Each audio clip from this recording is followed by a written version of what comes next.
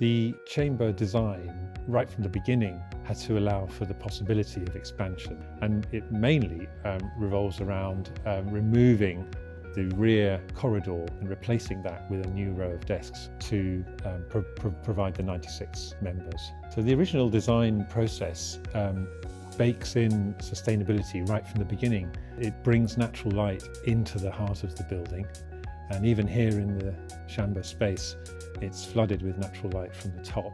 Energy saved there on not using electric light, and choices of materials from local sources where possible.